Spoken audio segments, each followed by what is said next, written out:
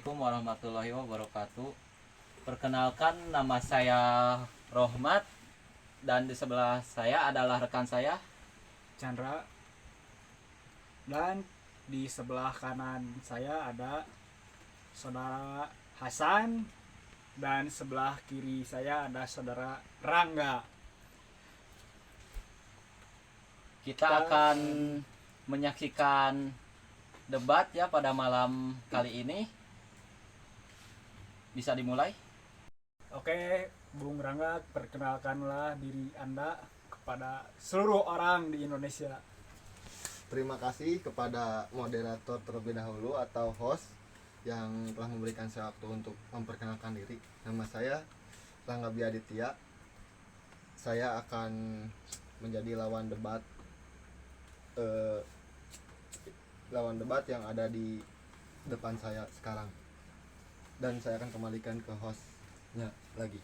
Oke, di sebelah kanan saya ada saudara Hasan, perkenalkan. Ya, terima kasih kepada host dan siapa aja? Moderator. Iya, moderator ya pokoknya atas meluangkan waktunya buat saya. Ya, jadi sekarang saya mau debat tentang cawapres dan Capres dan cawapres. Iya, itu. Bersama saudara Rangga Aditya ya akan mendebatkan tentang cawapres dan capres yang nanti akan datang pada nanti pas pemilihan pemilu. Baik, bisa dimulai sekarang dari Saudara Saudara Rangga untuk dulu. memberikan satu pertanyaan kepada saudara Hasan. Silakan. Saya akan bertanya, bagaimana tanggapan Anda tentang ketiga calon capres dan cawapres Indonesia tahun 2024? Saudara Hasan, dipersilakan, dalam waktu 2 menit kita sudah dimulai untuk menjawab. Oke, kita jawab aja pertanyaan yang tadi yang ditanyakan tadi tentang permasalahan cawapres dan capres. Menurut tanggapan saya di antara presiden yang 3 itu. Jadi pada bulan Februari 2024 ya nanti Indonesia akan melakukan pesta demokrasi terbesar, yakni pemilihan umum presiden dan wakil presiden, anggota DPR, DPD dan DPRD provinsi, DPRD kabupaten atau kota. Kini tahapan pemilu sedang memasuki masa kampanye untuk mengenalkan visi misi dan program unggulan masing-masing calon presiden dan calon legislatif. Kita bahas aja satu persatu. Satu diantaranya yang nanti akan dicalonkan ya menjadi sebagai presiden untuk Indonesia kita yang tercinta, yaitu diantaranya satu Bapak Anies Baswedan dan Bapak Muhaimin Iskandar. Nah, jadi di setiap presiden memiliki visi misi memiliki visi misi masing-masing yang sudah dipikirkan oleh orang oleh presiden tersebut, oleh pemikirannya tersebut. Di antaranya dari calon presiden untuk Indonesia yang tercinta, yaitu satu Anies Baswedan dan Muhaimin Iskandar. Nah, jadi ini visi misinya gini katanya, Indonesia adil katanya dan makmur untuk semua katanya ya visi misinya. Kalau misinya memastikan ketersediaan kebutuhan pokok dan biaya hidup murah melalui Kementerian Pangan ketahanan energi dan kedaulatan air. Itu yang ke-1 dari calon presiden nomor 1.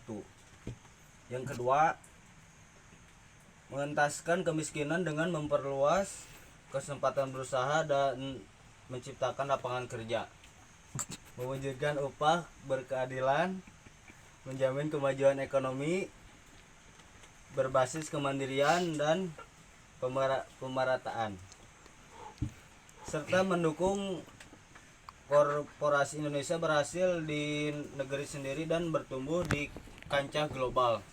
Nah, ini misi dari presiden yang ke-1, yaitu Bapak Anies Baswedan dan Muhaimin Iskandar. Ini misi yang kedua. Yang ketiganya begini katanya, mewujudkan keadilan ekologis berkelanjutan untuk generasi mendatang. Yang satu, membangun kota dan desa berbasis dengan kawasan yang manusiawi, berkeadilan dan saling memajukan. Itu yang ketiganya. Yang keempatnya, mewujudkan manusia Indonesia yang sehat, cerdas, produktif, berakhlak serta berbudaya. Ya itu ya persatu aja ya. Itu dari Bapak Anies dan Muhaimin Iskandar yang calon presiden yang ke-1, ya gitu. Oke, waktu Anda sudah habis. Jadi gimana menurut tanggapan Anda, Bung Rangga? Ya, silakan Bung Rangga. Tanggapan saya, kenapa cuma 1, saudara Hasan? Kan saya mintanya 3. Kenapa Anda cuma menyebutkan 1 saja? Apakah Anda lebih mendukung Bapak Anies atau bagaimana? Atau menyingkirkan kedua paslon yang lainnya? Oke, untuk Hasan dijawab. Silakan. Bukan begitu kan, jadi tadi kan saya waktunya udah keburu habis. Jadi yang bisa saya sampaikan cuman paslon yang ke-1 jadi gitu. Dikarenakan waktunya keburu habis juga sih gitu maksudnya. Kalau waktunya banyak ya saya juga pasti disebutin yang tiga-tiganya, yang paslon itu, yang 1 Bapak Anies ya kesini, yang kedua misalnya ya Prabowo, yang ketiga Bapak Ganjar gitu kan. Kalau waktunya banyak sama saya juga nanti dijelaskan misi-misinya, visi-misinya gimana gitu, yang bagusnya gimana gitu kan. Baik, bagaimana dengan Mas Rangga? Apakah Anda puas dengan jawaban Saudara Hasan? Kalau bisa dibilang ya belum lah. Soalnya saya minta 3, kenapa dijawab cuma 1, tapi gak apa-apa lah karena mungkin harus memakan banyak waktu dan ya gitulah. Mungkin saya lanjutkan lagi untuk diserahkan kepada host dan moderator. Oke, pemirsa, kita berikan 1 pertanyaan dari Hasan untuk Saudara Rangga. Silakan. Oke, saya mau bertanya, menurut Saudara Rangga Aditya, menurut Anda perkiraan nanti yang akan menang di Capres dan Cawapres pemilu 2024 nanti yang akan datang, ya yang akan nanti dilaksanakan pada Februari 2024, tanggalnya lupa ya, nggak tahu pokoknya mah. Ya menurut Saudara Angga Aditya, menurut Anda siapa yang akan menang gitu? Saudara Rangga, kita persilakan untuk menjawab. Saya akan menjawab pertanyaan dari saudara Hasan tentang siapa calon yang akan terpilih di pemilu 2024 Februari nanti. Mungkin menurut saya dari berdasarkan prediksi, saya cuma mau prediksi saja. Kalau ingin Indonesia maju di dalam kota bangunan seperti teknologi itu, mungkin bisa pilih nomor satu, Bapak Anies. Kalau ingin pertahanan kita, dari sistem pertahanan kita kuat, mungkin Bapak Prabowo karena lebih berpengalaman dalam pertahanan Indonesia, karena sempat pernah menjadi Menteri Pertahanan Indonesia dan sekaligus jadi Jenderal Tentara Nasional Indonesia. Mungkin dari pasangan nomor 3 saya kurang tahu menau tentang itu karena cuman tahunya dari sosial media atau internet, karena mungkin bukan dari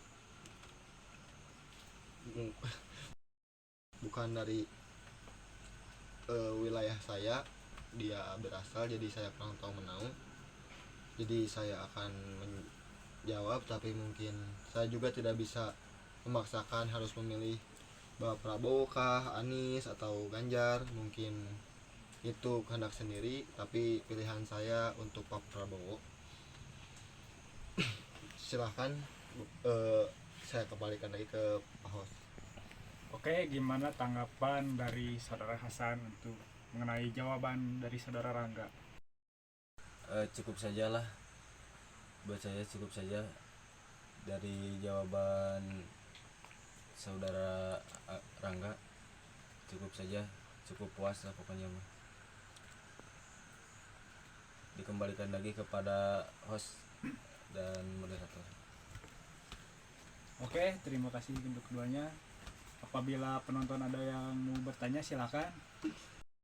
Saya ingin bertanya pendapat kalian tentang IKN apa? Bagaimana dengan Saudara Rangga atau dengan Saudara Hasan? Siapa dulu yang mau pertama menjawab? Kepada saudara Rangga aja dulu yang menjawabnya. Saya akan menjawab apa yang ditanyakan oleh penonton tentang tanggapan saya tentang IKN. Sebelumnya juga Presiden Soekarno pernah ingin melakukan rencana untuk menjadikan Indonesia menjadikan IKN sebagai negara yang modern. Ketidaksinambungan ekonomi dan populasi di Pulau Jawa menjadi fokus penting dalam pemikiran presiden sebelumnya. IKN tidak hanya mengubah lokasi fisik pusat pemerintahan, tetapi juga memperjuangkan transformasi budaya kerja, perubahan paradigma, dan persiapan sumber daya manusia yang matang. Mengapa pemindahan IKN penting? Pemindahan ini merupakan langkah strategis untuk menyeimbangkan distribusi ekonomi di Indonesia dan populasi yang terlalu terfokus di Pulau Jawa. Jakarta akan tetap berperan sebagai pusat bisnis, pariwisata, dan ekonomi, sementara IKN di Kalimantan Timur akan menjadi pusat administrasi, negara yang menawarkan identitas yang unik dan berbeda. Pemindahan ibu kota negara dari Jakarta ke Kalimantan Timur merupakan keputusan strategis yang telah diambil oleh pemerintah. Keputusan ini telah menuai pro dan kontra dari masyarakat, namun pemerintah tetap berkomitmen untuk melaksanakannya. Mungkin tanggapan dari saya sekian, karena mungkin karena banyak waktu terbuang. Bila saya menjelaskan lebih banyak lagi, mungkin saya akan serahkan kepada host dan wakil host. Oke, itu menurut Saudara Rangga tanggapan tentang IKN Indonesia, ibu kota negara. Oke, menurut Saudara Rangga begitu tentang penjelasan IKN Ibu kota Nusantara. Nah, menurut Saudara Hasan bagaimana tanggapan IKN tadi? Baik, terima kasih kepada host dan moderator untuk meluangkan waktunya buat saya. Dan terima kasih juga kepada saudara Rangga yang sudah meluangkan waktunya untuk menjawab Ya. pertanyaan yang tadi ditanyakan oleh saudara Rangga tersebut. Menurut saya IKN ini ya jadi mengaruh kepada